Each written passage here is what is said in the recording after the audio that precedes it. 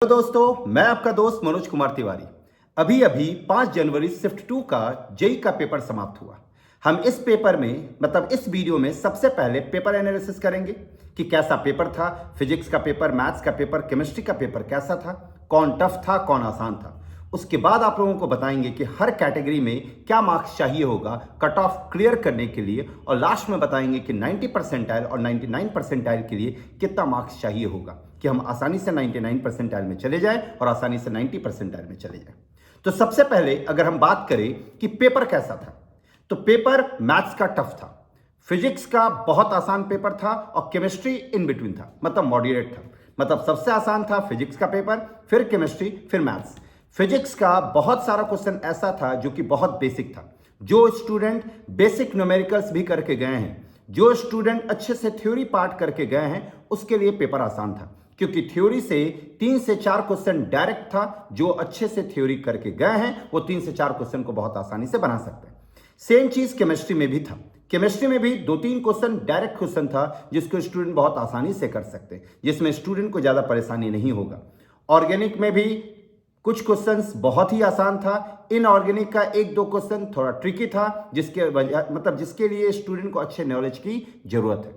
Maths की अगर हम बात करें तो मैथ्स में भी पेपर लेंदी था, केवल ऐसा नहीं था कि पेपर टफ था। याद रखें, पेपर टफ नहीं था। मैथ्स में क्या हो रहा है कि अगर आसान क्वेश्चन भी आ रहा है तो उसको बनाने में स्टूडेंट को टाइम लग जा रहा है। टाइम लगने की वजह से पेपर लेंदी हो जा रहा और बहुत सारा स्टूडेंट का क्वेश्चन छूट जा रहा, कम अटेम्प्ट कर पा रहे, जिसकी वजह से मैथ्स के पेपर को टफ माना जा रहा। और मैथ्स में कुछ क्वेश्चंस ऐसा भी आ रहा है जिसमें 2 और 3 चैप्टर का कंसेप्ट है, जिसके वजह से भी मैथ्स का पेपर कह सकते हैं कि टफ है।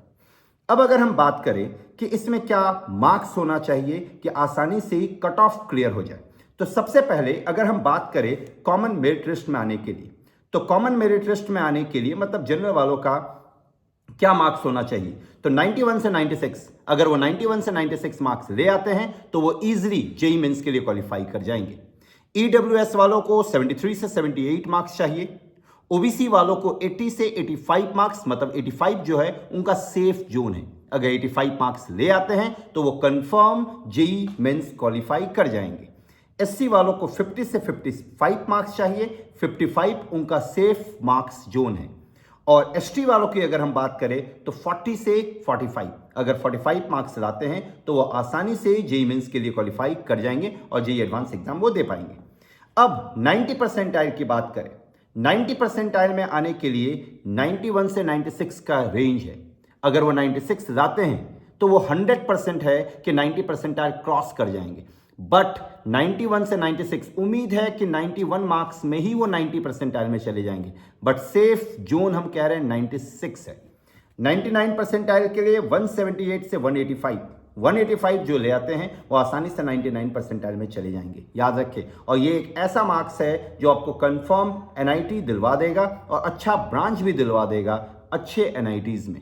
तो 99 परसेंटाइल के लिए बहुत सारे स्टूडेंट का क्वेरी होता है कि 99 परसेंटाइल के लिए क्या मार्क्स होना चाहिए।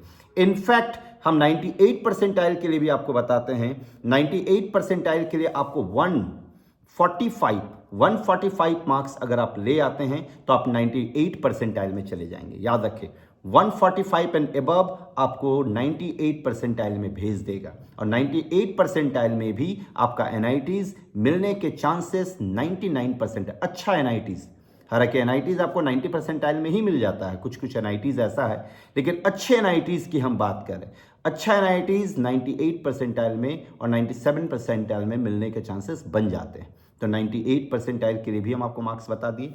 बाकी जो लोग जिन लोगों का एग्जाम अभी बचा हुआ, अच्छे से प्रिपेयर करें, अच्छे से मैथ्स में 3D वेक्टर वगैरह को अच्छे से देखें। वो बहुत आसान क्वेश्चन आ रहा है जिसको आप आसानी से कर सकते हैं। बाकी मेहनत करें और अच्छा मार्क्स लाएं। All the best, thank you very much.